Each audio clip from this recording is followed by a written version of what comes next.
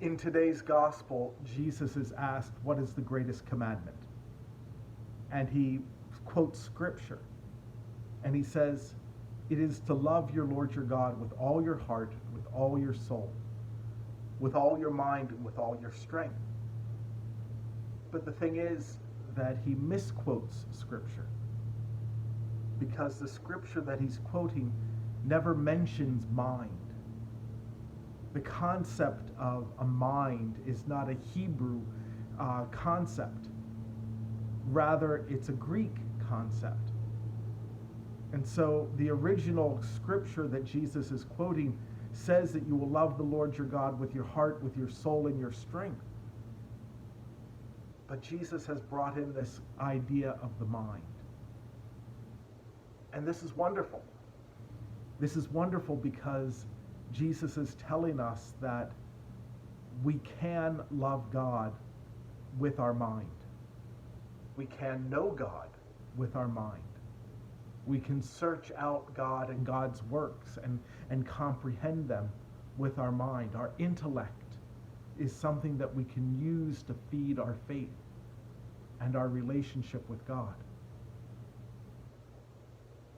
Right now, as we struggle as a nation in the midst of a COVID emergency, but now on top of that, we are struggling with issues of justice and racial equality and the deaths in custody and discrimination.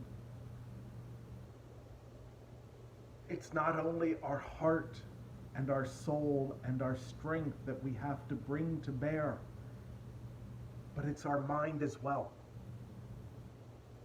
And our mind is good, for it can love God with our mind.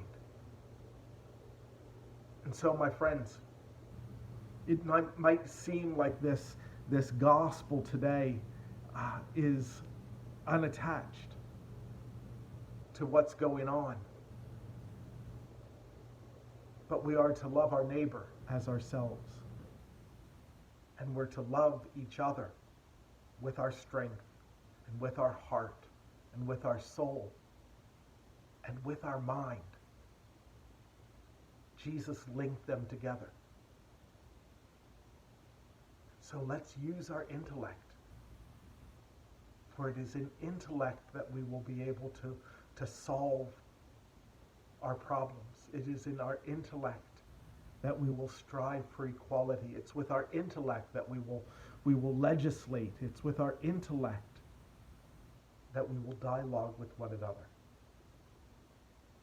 So love the Lord your God with your mind, and love your neighbor with your mind as well. And there we will be able to overcome all things. Amen.